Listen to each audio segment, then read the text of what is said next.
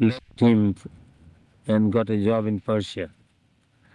One order was practically only one order, it was not even some.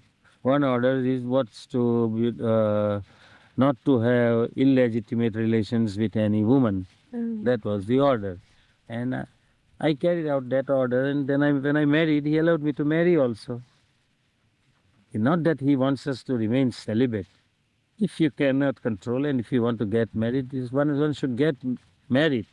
But in the married life also one should have that love, that spiritual thinking, not just for lust to get married and whenever you like the man or woman, you just get rid of him whenever you do not like. That's not the. When Baba wants, it's a joint life to be lived in God. Have children also, bring them up also nicely, educate them, give them the to teach them how to love God, how to serve people from their childhood. When they grow up naturally, they are good citizens. You can't turn the whole world into celibates. Then the world will not exist here. Yeah. Hmm? Straightforward, honest life. In business, it's not, I mean, easy to have 100% honesty. But then also we try our best. Compared to others, we are less dishonest. Yes, it's a fact. When you are asking me from my life, I must say that I have not been 100% honest in my business. Otherwise, I would not have been able to do business. With unscrupulous business people, I cannot do anything. Or if I try to do, I lose totally. So I had to keep a balance. If they swindle 100,000, I may swindle 1,000. Oh, brother.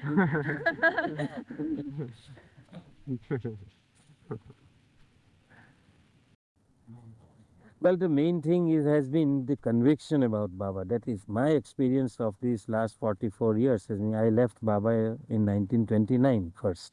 2 years I stayed with him in the ashram, in the school.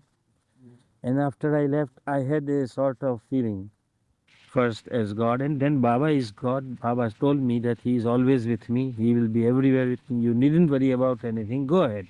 Whenever I refer to him that I would like to do such and such thing or do business and such thing, he would say invariably, he will say, go ahead, I am with you.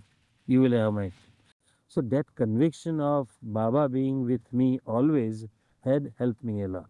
Otherwise, all decisions, I take my decisions. If Baba was physically, when Baba was physically with us, I always used to naturally write to him that I would like to do such and such thing. And if his permission is issued, I go ahead with it. Then I don't think of anything else. But now that he is not physically with us, I have made it a practice now over a year, and I have felt his presence always with me. Always when I have to take any serious decision in my business, in my factory, or any new thing, I just think of him. Baba, I'm taking this decision, guide me. All the notes taken by orders of Baba, I don't know where they are. I think most probably they may be with Hadi. I had given him. How long were the interviews? There was a few minutes each. It depended upon, suppose with Mrs. Deuce it was longer. Francis Brabazon it was a little longer. Because Francis Brabazon met Baba for the first time here in 1952. That was his visit here.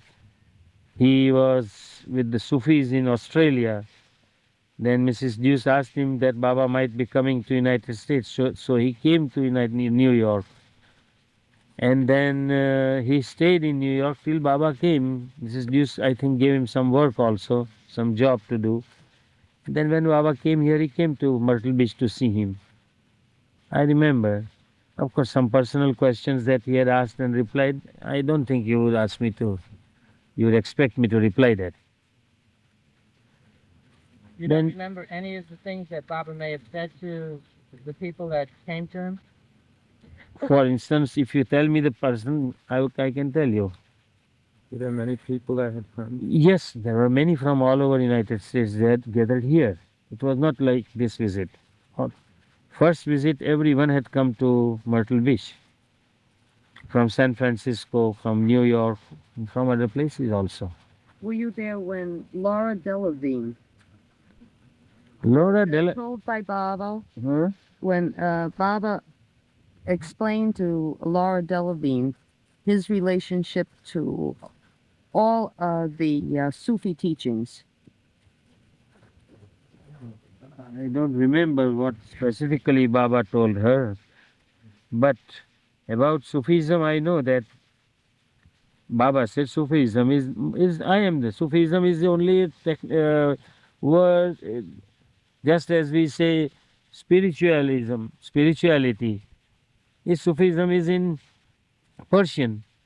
It has no specific name it as such it is. Sufism means knowledge to know, way to achieve God, knowledge of God. That is Sufism, spirituality we call it.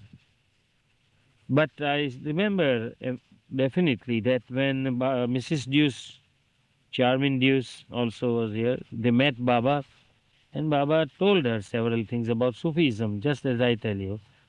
And he said, you carry on, it is my work and you carry on. Then he named it as Sufism Reoriented. Charter was drawn out. Baba gave several points. And the whole purpose was, of course, of Sufism was to spread Baba's message of love and truth in the name of Sufism. That was, as you see, Universal Spiritual Center, the Society for Avatar Meher Baba. That way it was one society formed. Name was given as Sufism Reoriented because they had those old connections with Sufis, but that have nothing to do with the teachings of Baba. Funny incidents. Funny incidents. Baba, as usual, played balls, gave sweets, throw sweets on people. Children, he was taking them in his arms. Alligator was here, we were watching. But that was very difficult period for us, Mandalay, when we went out from Myrtle Beach towards California and the accident occurred. Did you know Baba Heron? Yes. Tell us a little bit about her personality. Well, I had seen her hardly 3 or 4 times. That was also at Baba's orders. When I was staying with Baba in 1927, 28, 29, early 29 also, I as told you, as I did not believe in any spiritual life or anything, and I didn't go to Baba for anything. But when I was convinced and I was staying there, whenever I used to go to Bombay, Baba ordered me to go via Pune, bow to Babajan, and then proceed to Bombay. Returning also, I had the orders that I should bow to Babajan and come to Ahmednagar. Well, nothing extraordinary happened during these few visits. But once she gave me a cup of, she was taking tea. She used to take any tea that was just sold in the pots like this, boiling like from hours and hours. She used to take a little and she gave me that cup of tea. I didn't like it, but I had to take it. I took it just like medicine. Well, in this respect, I am very fastidious. I don't like unclean things, or even today also. Even if a glass of is put before on the table, it is clean, everything. But if there is faucet anywhere nearby, I would go and wash it and then drink it and take it. But I drank that tea. Then once Babajan came to Meherabad, at that time, Baba, I told that story yesterday, I think. You recorded. I would say you told so many. So when Babajan first time came in the car to Meherabad, Baba and we, some of the Mandali and the boys, we were asked to come with Baba from the hill down near the railway line.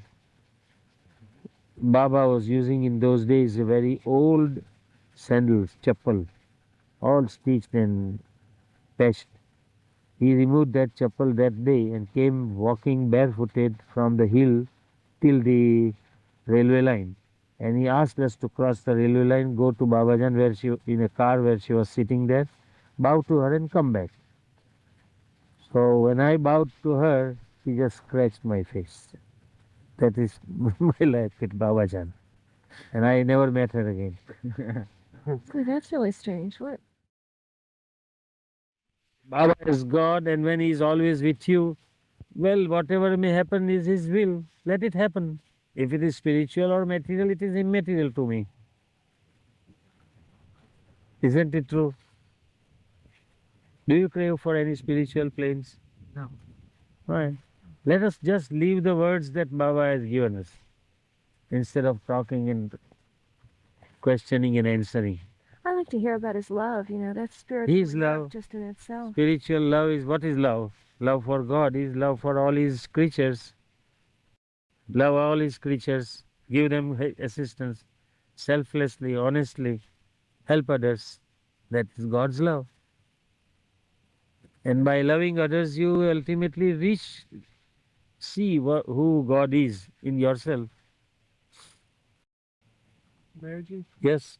sometimes in helping others, you add to their bindings, but yet it's hard not. Why do you think about bindings? Every moment, every word we utter has a binding. I'm not, but that's what they say. Sometimes you have to let people help themselves, or they'll always. That is Say true. that That way. sometimes it's not, but then it is. Then if nobody helps others, then how will be the progress of this world? If suppose a man is blind, totally blind, I mean lame, deaf, he cannot do any work, and if you don't feed him, he will die. So you want him to die and finish off with this world, or you want him to feed him and let him, or cure him of his blindness, or cure him of his limbs? What if there's a hobo, a bum, and he's hungry and he doesn't work. He just goes around and mooches all the time. No, of And course, he's those who very are, I mean, hungry, those who could work, they should be given work. By helping them means give them work, make them work, assist them. Yeah, but It's not that you can just if somebody comes and you say, no, if I help him, his samskars will be added to further and he will not be able to progress spiritually. just that sometimes you think some people, if they just keep getting No. right, they'll never learn. I'm going to say that explain to them, tell them, and put them to work. Make them work and earn their living. Don't give them just doles and let them loaf about. Yeah, That is true, of course. That is, we have to use our discretion in helping also. How would Baba guide you in your business in the early days? You give us a little information about. The only whenever Baba was physically present, whenever I had to take any decision, any venture, I naturally used to refer to him.